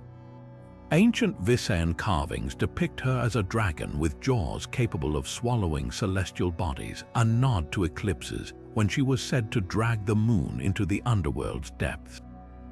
But Baccanawa isn't just a jailer, she's a celestial timekeeper. When she coils around Casanon's pillars, time slows for the penitent, stretching seconds into years of reflection. When she uncoils to chase the moon, the underworld quakes, offering souls a fleeting glimpse of the sky they're striving to rejoin. Pre-colonial burial practices reveal how deeply this belief took root. Excavations in Butuan have uncovered skeletons interred with pearl amulets carved like crescent moons, charms to ward off Baccanawa's hunger during the soul's journey. Even today, fishermen in Palawan avoid whistling at night, fearing the sound might mimic the serpent's call. The myth's endurance lies in its duality. Baccanawa is both destroyer and renewer. Her appetite for the moon mirrors the cyclical nature of Casanon's justice. Just as she regurgitates the moon after eclipses, the underworld eventually releases cleansed souls. Modern psychologists might recognize Casanon's genius. Its fires aren't mindless torture, they're allegories for guilt's corrosive heat and the catharsis of facing consequences. When a Bicolano grandmother warns, Ang Kesalanan mo I dadalhin mo hanggang Casanon, your sins will follow you to Casanon, she's not threatening damnation. She's invoking transformation. Even Baccanawa's eclipses serve as a metaphor. Darkness isn't permanent. It's a necessary shadow that makes the light worth fighting for. Just outside Jerusalem's ancient walls lies a place where fire never dies, Gehenna, a valley whose name once struck terror into the hearts of sinners. But long before rabbis debated its torments, this was simply Ben Hinnom, a literal garbage dump where flames consumed the city's refused day and night. The transformation from smoldering trash heap to cosmic courtroom is one of mythology's most fascinating evolutions, a testament to how real landscapes shape imagined afterlives. In the Bronze Age, this valley witnessed horrors far worse than burning waste. Canaanite texts and Hebrew scriptures alike describe the Tophet, a site where children were sacrificed to the god Moloch, their bodies placed in bronze arms of an idol, while drums drowned out grieving parents' cries. King Josiah's reforms in the 7th century BCE desecrated these altars, turning Gehenna into a monument against idolatry. Pigs' bones and temple refuse filled the pits where pagans once worshipped, marking the land as eternally unclean. Yet it was this very history of fire and defilement that later rabbis would reinterpret, spinning physical disgust into spiritual metaphor. By the Talmudic era, Gehenna had morphed into a divine smelting furnace where souls were purified rather than punished. Some sages claimed its fires burned 24 times hotter than earthly flames. Others described rivers of ice counterbalancing the heat to prevent total annihilation. The debates weren't about whether Gehenna existed, but how long its pain endured. Rabbi Akiva insisted no soul suffered more than 12 months, a view aligned with the mourner's Kaddish's 11-month recitation period, suggesting even the wicked deserved redemption. The medieval scholar Maimonides went further, framing Gehenna as the agony of realizing one's wasted potential, a psychological torment rather than literal fire. But perhaps the most radical perspective came from the Kabbalists of Safed, who saw Gehenna as a cosmic washing machine for souls. In the Zohar, its flames become the light of black fire, scouring away spiritual stains until the soul shines bright enough to reunite with God. Modern excavations in the actual Hinnom Valley add eerie weight to these myths, layers of ash and charred offerings spanning millennia, proving that some places carry the memory of fire long after the flames go cold. What makes Gehenna unique isn't its brutality, but its flexibility. Unlike static Christian hell, it adapted across centuries, from warning against idolatry to allegory for repentance. When a Jerusalemite today passes the valley, now a park dotted with picnic tables, they're walking over earth that taught generations this profound truth. Even the darkest places can be reimagined, not as endpoints but as thresholds to renewal. Beneath the frozen skin of the Arctic Ocean lies Adlevan, the Inuit underworld where souls endure a year of purification in the bone-chilling grip of Sedna, the one-eyed goddess of the sea. This isn't a realm of fire or demons, it's something far more visceral, a place where the very ice that sustains life becomes the instrument of reckoning. Picture newly departed souls scrambling across a razor-thin ice sheet, their fingers raw from clawing at the edge while Sedna's monstrous father guards the passage below, shaking the frozen bridge until only the worthy remain. Those who fall must endure 12 months in her seaweed-strewn domain, scrubbing their sins clean in waters so cold they burn like fire. Yet Sedna's story reveals why this harsh trial exists. Once a mortal woman betrayed by her father during a storm, she now rules the depths with fingers swollen into seal-like flippers, her tangled hair teeming with the creatures Inuit hunters depend on. The purification process isn't arbitrary, it mirrors the brutal pragmatism of Arctic survival. Just as sea ice shifts unpredictably beneath a hunter's feet, Adlevan tests adaptability. Those who demonstrate resilience and respect ascend to the tranquil land of the moon. The unrepentant sink deeper, becoming grotesque, Tupilak spirits that haunt the living. Archaeologists have found ancient Inuit burial sites with small bone tools placed beside the dead miniature scrapers for the soul's use in Sedna's realm, proving how deeply this belief was woven into daily life.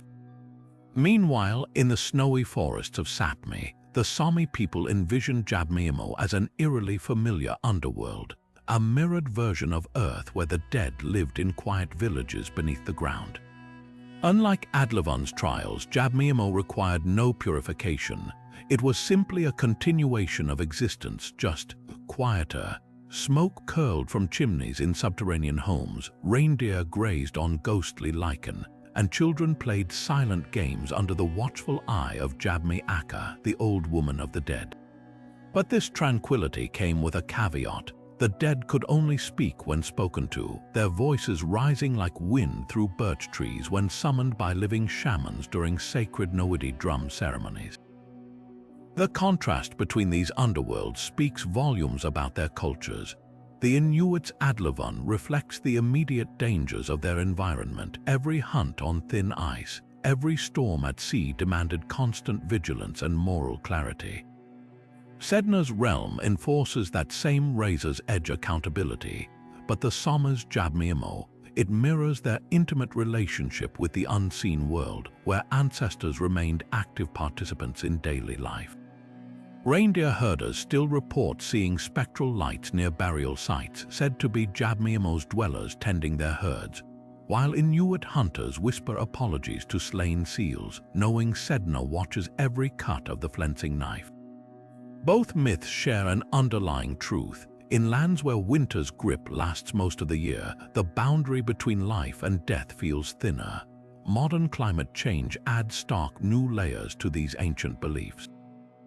As permafrost thaws, exposing long-buried Sami graves, or as melting ice makes Sedna's realm increasingly unstable, these underworlds aren't just stories. They're barometers for cultures navigating a changing world while keeping one foot in the realm of their ancestors. The dead in Jabmiemo may speak only when called, but their silence now feels heavier than ever, weighted with all the things we're only beginning to understand. Imagine a realm where time bends like river currents, where souls gather beneath golden willows to sift through memories like pages in a diary, not to dwell in regret, but to understand the deeper patterns woven through lifetimes.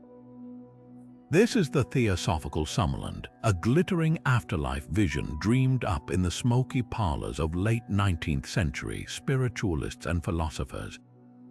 Unlike the fiery tortures of Dante or the bureaucratic courts of Yomi, Summerland was conceived as a celestial schoolhouse, a place of rest and reflection where spirits analyzed their past incarnations under the gentle guidance of ascended masters. At the heart of this concept lay Helena Blavatsky's Theosophical Society, which blended Eastern reincarnation beliefs with Western esotericism. Summerland wasn't just a destination, it was an intermission between acts in the soul's grand play.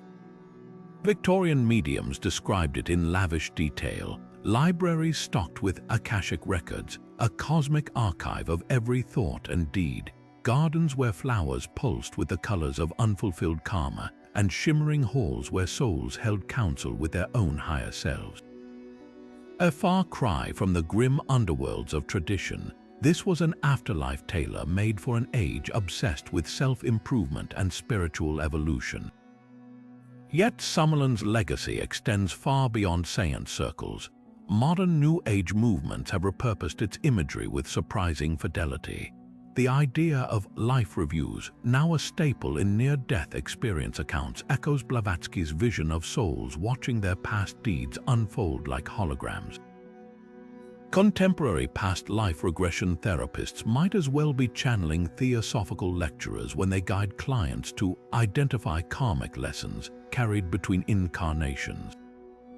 Even the trendy notion of starseeds, souls who have lived on other planets, traces back to Summerland's cosmic hierarchy, where advanced beings from Venus or Sirius were said to mentor earthly spirits.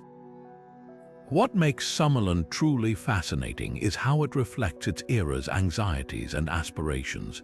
In a time of rapid industrialization and Darwinian upheaval, it offered a comforting alternative to both religious dogma and cold materialism. Death wasn't an end or a reckoning, but a continuation of education. This philosophy manifests today in everything from yoga retreats to mindfulness apps, all promising the same thing Summerland did: progress, not punishment. Archaeologists of ideas might trace Summerland's DNA further back, to Swedenborg's heavenly spheres or Platonic realms of forms, but its real power lies in its adaptability. Where traditional underworlds enforced divine law, Summerland proposed something radical: that souls could grade their own papers with the universe as patient tutor.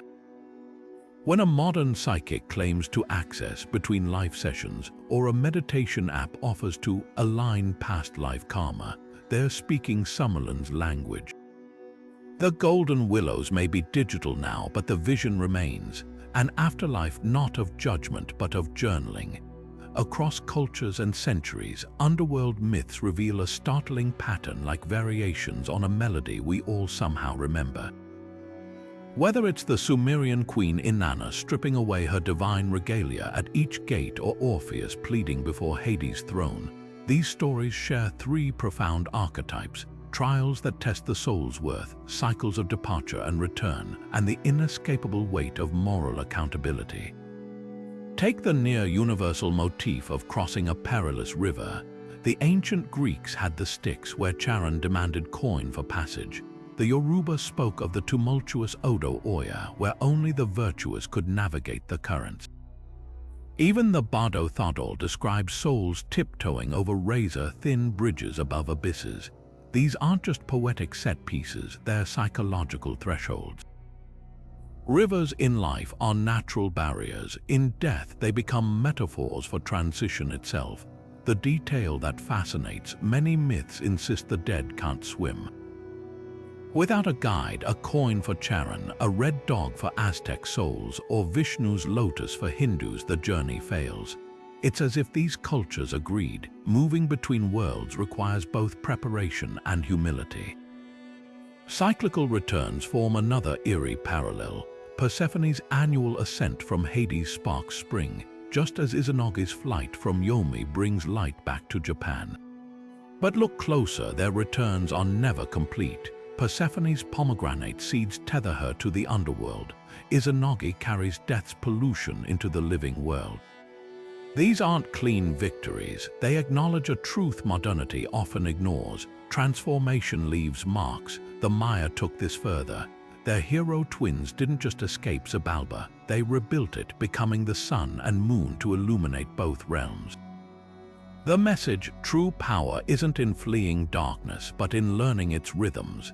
Then there's justice. From Diyu's 18 levels of surgical karmic retribution to Chinvat Bridge's precise moral calculus, underworlds mirror each culture's deepest values. Zoroastrianism scales weigh thoughts as carefully as deeds, while the Egyptian negative confession lists specific ethical failures. "I have not stolen temple bread," echoes as sharply as any legal code. Even in the seemingly chaotic Norse Helheim, where all non-warriors go, there's order. Souls await Ragnarök not in torment, but in a cold reflection of Midgard's social structures. The unspoken thread, afterlife judgment, isn't arbitrary. It's society's ultimate quality control, a cosmic reinforcement of what each civilization held sacred. Yet the most profound shared theme is interdependence.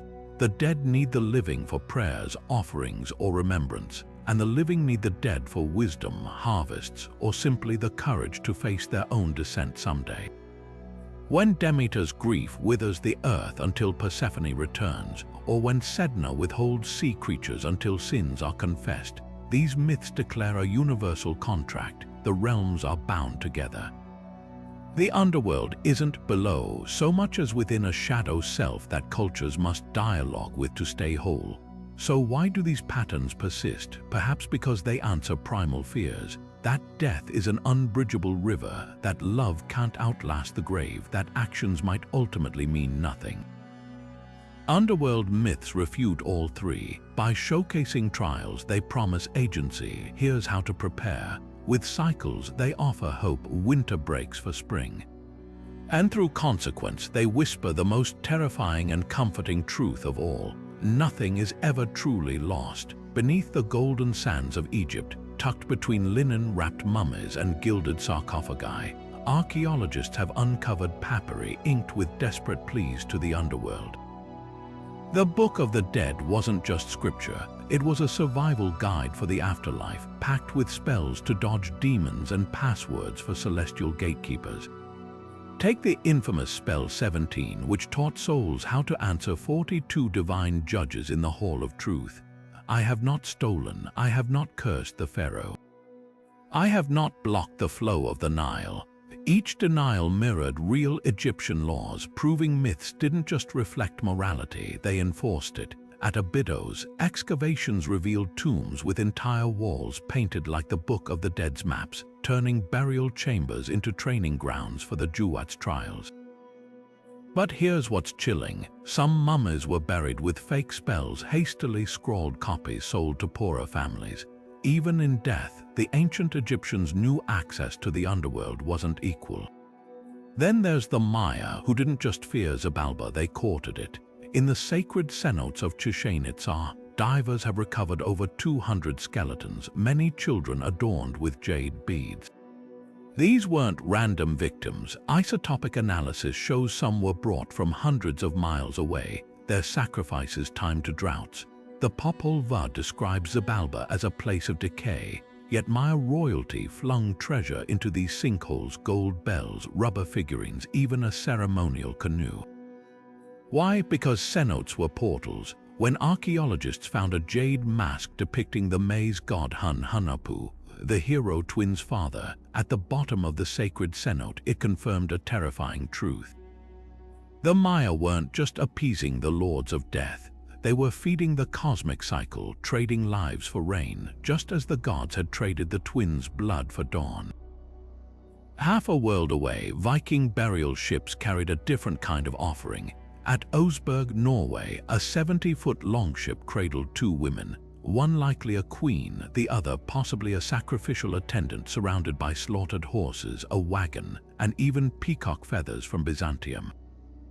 But the real clue lay in the prow, serpentine carvings identical to those on the Gokstad stone, which depicts a ship sailing to Helheim.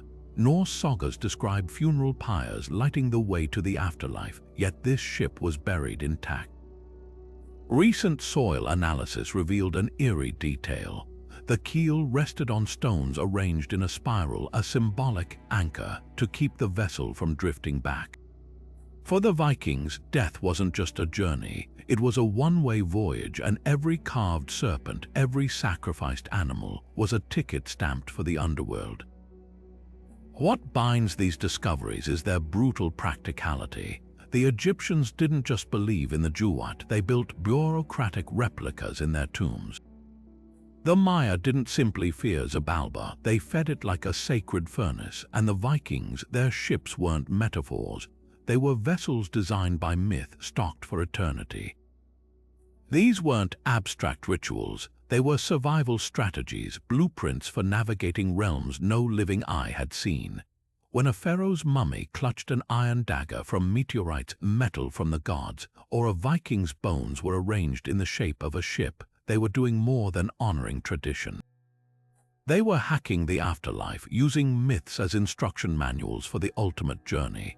The underworld wasn't just imagined, it was engineered. From the neon-lit alleys of Hadestown's jazz-infused underworld to the marigold bridges of Coco's land of the dead, modern pop culture is obsessed with reinventing ancient myths for new audiences. Take Hades, the rogue-like video game that transformed Greek mythology into a high-octane family drama. Here, Zagreus isn't just another doomed prince, he's a rebellious teen sprinting through Tartarus with a sword, dodging his father Hades' paperwork-laden desk and bureaucratic quips. The genius of these adaptations lies in their subversion. They don't just retell myths, they crack them open to ask timeless questions. Why does Orpheus still turn around even when we shout at our screens? Why does Miguel strum his guitar in a world where music is forbidden? These stories work because they tap into the same primal fears and longings that fueled the original tales. Fear of oblivion, hunger for reunion, the desperate hope that love might outlast death. Consider Hadestown, Anais Mitchell's Broadway phenomenon. By setting the Orpheus myth in a Depression-era industrial hellscape, she exposes the machinery of oppression, both literal and cosmic. Hades isn't just a god, he's a factory boss singing about walls to keep the poor in their place. The fates become a whispering Greek chorus in workers' overalls, spinning destiny like assembly line gears. Yet the most devastating twist isn't in the script, it's in the audience's collective gasp when Orpheus turns again, despite centuries of warning. The show's director, Rachel Chavkin, once said they debated changing the ending. But some truths are non-negotiable. Myths endure precisely because they hurt. Pixar's Coco, meanwhile, reimagines the Aztec Mictlán as a vibrant metropolis where skeletons dance and memory is currency. The land of the dead isn't a pit of punishment but a bustling extension of life provided someone still hangs your photo on the ofrenda. This tweak is revolutionary. Where ancient Mesoamerican myths emphasized trials and sacrifice, Coco focuses on legacy.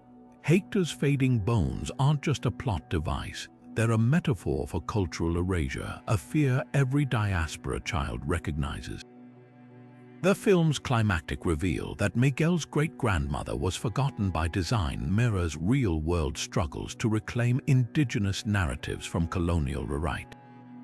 Video games take immersion a step further. In Hades, players don't just watch Zagreus escape, they feel a Chinese letter in their hands. Every failed run through Asphodel's lava pits or Elysium's arenas mirrors the hero twins' trials in Xibalba. But here's the kicker, dying isn't failure, it's progress. Each respawn in the House of Hades reveals new dialogue, deepening relationships with Nyx, Cerberus, even a surprisingly chatty Theseus. Supergiant Games didn't just adapt mythology, they gamified its core themes: persistence, transformation, the grind toward enlightenment. Then there's Neil Gaiman's Sandman, where hell is a boardroom ruled by Lucifer Morningstar, a fallen angel who resigns rather than keep tormenting souls. What power would hell have if those imprisoned were not able to dream of heaven? He muses, flipping the script on damnation. It's a far cry from fire and brimstone, but it nails the essence of underworld myths, their mirrors. Whether it's the Good Place's moral philosophy quizzes or Disco Elysium's alcohol-soaked limbo, modern retellings prove that Hades' greatest trick wasn't vanishing, it was evolving. These stories stick because they're not about death. They're about what we carry into the dark and what we dare to drag back out. Scholars have been locked in a heated debate for centuries. When ancient cultures spoke of underworlds, did they truly believe in these realms as physical places, or were they painting metaphors for psychological and existential truths? The divide cuts deep. On one side, anthropologists like Bronislaw Malinowski argued that myths functioned as charters for social order. The Trobriand Islanders' tales of spirits in the volcanic underworld weren't maps of an actual hell, but tools to reinforce moral codes.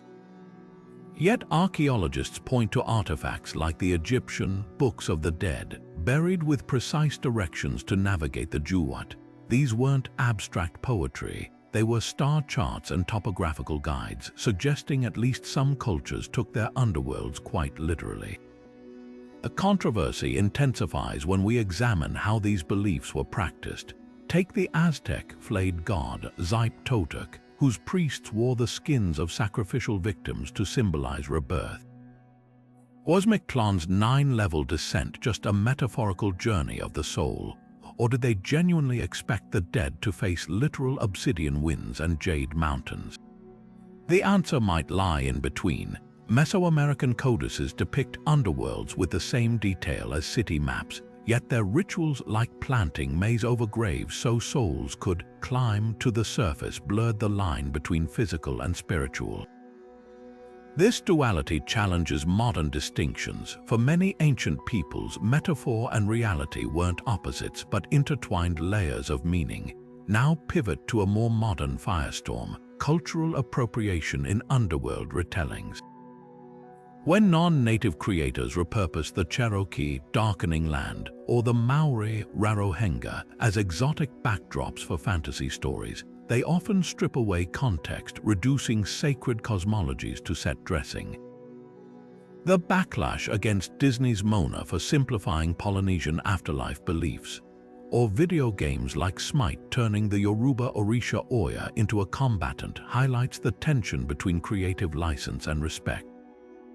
But there are nuanced exceptions. Neil Gaiman Sandman drew praise from Navajo scholars for consulting elders before depicting the dry place, while Coco's team worked closely with Mexican cultural advisors to honor Dia de los Muertos traditions without sanitizing them. The heart of the debate isn't just about accuracy, it's about power. Who gets to define these realms today? When academic papers dissect the Buddhist Bardo as allegory, while treating Dante's Inferno as literature, or when New Age workshops commodify the shamanic underworld journey without acknowledging indigenous sources, the echoes of colonialism linger. Yet some scholars, like Maori filmmaker Murata Mita, argue that sharing stories with consent can be an act of resilience. Her documentaries frame the underworld not as a relic, but as a living conversation where ancestors have a say in how their truths are told. Underworld myths, then, are more than relics or metaphors. They're battlegrounds over meaning, ownership, and the right to imagine what lies beyond. Whether carved into Sumerian clay or hashtagged on TikTok, these stories insist on one universal truth: how we depict the afterlife shapes how we value the living. And that's a debate with no easy endings. A man's heart stops on a hospital gurney for 7 minutes, his brainwaves flatline. Yet when doctors revive him, he describes floating toward a radiant light, encountering deceased relatives, even reviewing his life like a tapestry of memories. This isn't fiction, it's a near-death experience, or NDE, a phenomenon reported across cultures with eerie similarities to ancient underworld myths. Scientists and spiritualists have clashed for decades over what these visions mean. Are they glimpses of an afterlife, or simply the brain's final fireworks as it shuts down? Neurologists point to the temporal lobe as a potential culprit. When stimulated during seizures or lab experiments, this region generates vivid hallucinations, tunnels of light, out-of-body sensations, even encounters with beings of light. The lack of oxygen during cardiac arrest, known as cerebral hypoxia, might trigger similar effects, scrambling sensory input into a narrative the dying brain can grasp. Dutch studies even mapped NDEs to surges of dimethyltryptamine, or DMT, a psychedelic compound some call the spirit molecule. Skeptics argue these biological explanations debunk afterlife claims, reducing transcendent experiences to mere chemistry. Yet here's where it gets thorny. Children who have never heard of the river Styx or the Bardo describe crossing shimmering waters or meeting guides in robes. Congenital blind patients report seeing their own resuscitations in precise detail during NDEs, details later verified by medical staff. These cases defy straightforward neurological explanations. Psychologist Dr. Bruce Grayson's research at the University of Virginia cataloged over 1,000 accounts where patients recalled conversations from operating rooms they physically couldn't have heard, or identified deceased relatives they'd never seen in photos. The parallels to mythology are uncanny. The Life Review, a hallmark of NDEs, echoes the Egyptian weighing of the heart or Yama's karmic ledgers. The being of light many describe radiates the same unconditional love as the Gnostic Sophia or the Buddhist Amitabha. Even the tunnel mirrors shamanic descent narratives, from Inanna's 7 gates to the Inuit's icy passage to Adlivon. Anthropologist Dr. Raymond Moody coined the term shared death experience after documenting cases where bystanders at a deathbed reported seeing the same visions as the dying, a modern echo of ancient rituals where entire communities participated in guiding souls to the afterlife. Perhaps the most compelling crossover lies in the transformative power of these experiences. After NDEs, many report losing their fear of death, just as Eleusinian initiates emerged twice born. Their priorities shift from material gain to compassion, mirroring the moral reckonings of Diu or Chinvat Bridge. Swiss psychiatrist Dr. Elizabeth Kubler-Ross argued that these consistent aftereffects, reduced aggression, heightened empathy, suggest more than hallucination. If NDEs were purely random brain malfunctions, why do they so often catalyze positive change, like mythic initiations designed to enlighten? The debate may never be settled. For every researcher mapping NDEs to neural activity, there's a case that defies categorization, like the woman who accurately described a surgical tool left on a high shelf during her out-of-body experience, or the boy who recalled past life details matching a deceased stranger's identity. Science thrives on measurable data, but as mythologist Joseph Campbell noted, the cave you fear to enter holds the treasure you seek. Whether neurological or numinous, these experiences tap into something primal, our hunger to believe that the journey doesn't end when the heart stops, that somewhere beyond the dark a light waits, just as our ancestors promised. These underworld myths aren't just ancient bedtime stories, they're mirrors held up to humanity's deepest anxieties and most stubborn hopes. Strip away the cultural specifics and you'll find the same primal questions echoing across time. What waits beyond the last breath? Does justice outlast the grave? The Sumerian farmer clutching clay tablets about Inanna's descent, the medieval peasant crossing themselves at the thought of Gehenna, even the modern reader binging shows about the afterlife, they're all chasing answers to the same unshakable unknown. Consider how these myths confront mortality. The Aztecs turned their terror of decay into Mictlán's trials, where souls faced dissolution only to emerge renewed, much like maize seeds rotting in the earth to sprout again. The Greeks, with their obsession for order, crafted Hades' realm as a bureaucratic machine where every soul had its designated shelf. These aren't just fantasies, they're coping mechanisms. By giving shape to the void, our ancestors made death negotiable. A Viking buried with his sword wasn't just honoring tradition, he was arming himself for the journey ahead, turning abstract dread into a problem with solutions. But it's not just about fear. Underworld myths are also blueprints for justice. Think of Yama's scales in Hindu lore, weighing deeds with mathematical precision, or the Buddhist Preta realm, where hunger isn't imposed by gods but self-created by greed. These stories insist that actions have cosmic consequences, offering solace to the oppressed. When an Egyptian pharaoh boasted of passing Maat's feathered test, it wasn't just propaganda, it was a public promise that even kings answered to something higher. In a world where tyrants often go unpunished, the idea of a final reckoning is revolutionary comfort. What's fascinating is how these themes transcend time. Modern dystopian fiction, from the AI-run Afterlife of Black Mirror to the bureaucratic hellscapes of The Good Place, proves we're still wrestling with the same questions. The settings have upgraded from fiery pits to server farms, but the core concerns remain. Can systems be fair? Is redemption possible? Underworld myths were humanity's first thought experiments about morality and meaning, and we're still running the same simulations.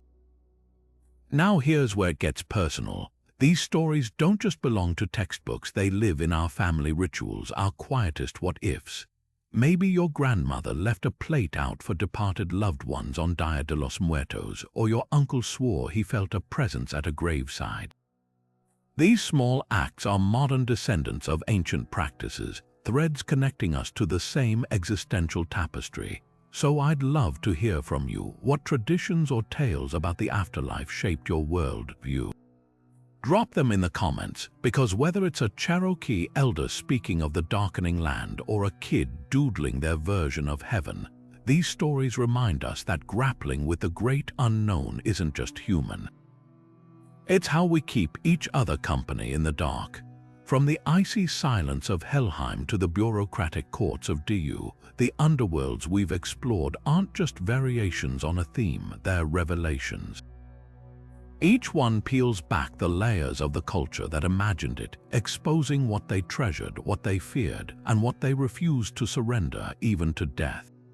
The Sumerians saw the underworld as a brutal ledger where every loss demanded repayment. The Maya envisioned it as a ballgame where tricksters could outplay gods.